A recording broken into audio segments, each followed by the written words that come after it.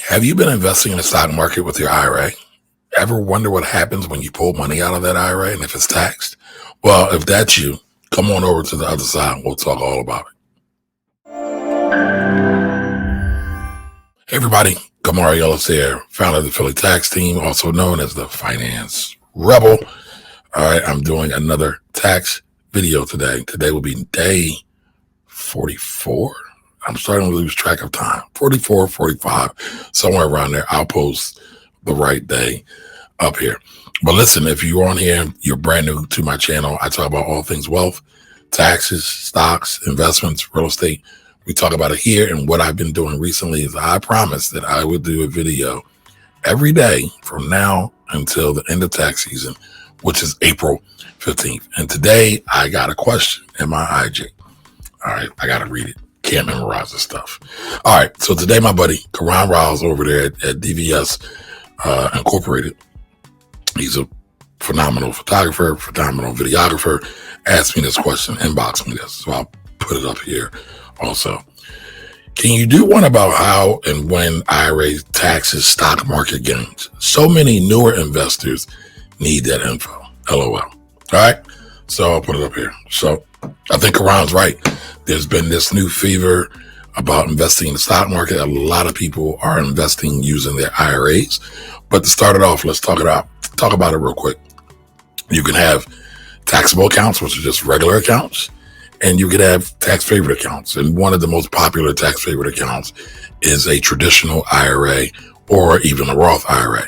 Okay. You can put right now, I want to say this year, which is 2020, you can put $6,000 into your Roth. You can contribute $6,000 into your Roth. That's if you are under 50. So if you're under 50, you can contribute $6,000 into your Roth. If you are over 50, they have what's called a catch-up provision. You can contribute $7,000. All right.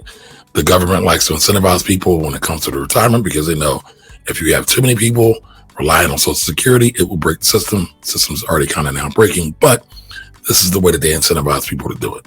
All right. So when you put money into a traditional IRA, that money goes in after tax and it grows tax free. Now, you can pull the money out after the age of 59 and a half. Now that's typical. You can typically pull it out after the age of 59 and a half. And what happens is when you pull that money out at age 59 and a half, it gets taxed as regular income. All right. It's like retirement income. That's one of the big reasons why people and many of the advisors out there tell people to invest in their traditional IRAs. Okay. So, but if you're not 59 and a half, what happens? Right. That's what Karan's talking about. If you're investing in the stock market, you made a bunch of money and you want to take it out and you want to use it, what happens? Well, what normally happens is you will get taxed by 10% or you'll get penalized by 10%. It's actually called an early withdrawal penalty. And so if you pull the money out, we're talking right now for about a traditional IRA. If you pull the money out before 59 and a half, before you reach the age of 59 and a half, typically you get taxed an extra 10%. That's the penalty on top of whatever your other taxes are. So let's say you made $50,000. You pulled out $10,000 from your IRA. Okay. So you have $50,000 and then we have another $10,000. Automatically, you're going to pay a 10% penalty. So that's an extra $1,000 right off the top before we even get started. So yeah, that 10,000 just turned into 9,000 real quick. And we didn't even equate for the other taxes you're going to have to pay on that income as well. So keep that in mind before you withdraw any money out of your IRA. Now, there's always an exception to the rule. The thing is, you have to be good at learning the rules first before you can try to break them or bend them. All right. So let's talk about this. There's about, off the top of my head, there's somewhere between 5 and 8 ways that you can have what's called an exception to pulling out money out of your IRA without getting penalized. You still have to pay tax on the money, right? Because the money's been in this pocket, in this bank account, in this IRA account all this time growing tax-free. So it has been available for the IRS, for the U.S. government to tax all these years. But now it's free and clear. It's open. They can get their hands on it and they'll tax you. But you don't get the 10% penalty. So here are the exceptions to the rule as to what is excluded from the early withdrawal penalty. Okay, so here's just a couple right off the top of my head. I didn't feel like looking it up. All right, so medical expenses get an exception to the rule. Health insurance premiums, especially if you're unemployed, you get to write those off. If you become permanently disabled, you get to write those off too. If you are buying or rebuilding a home, that's something else you get to write off as well.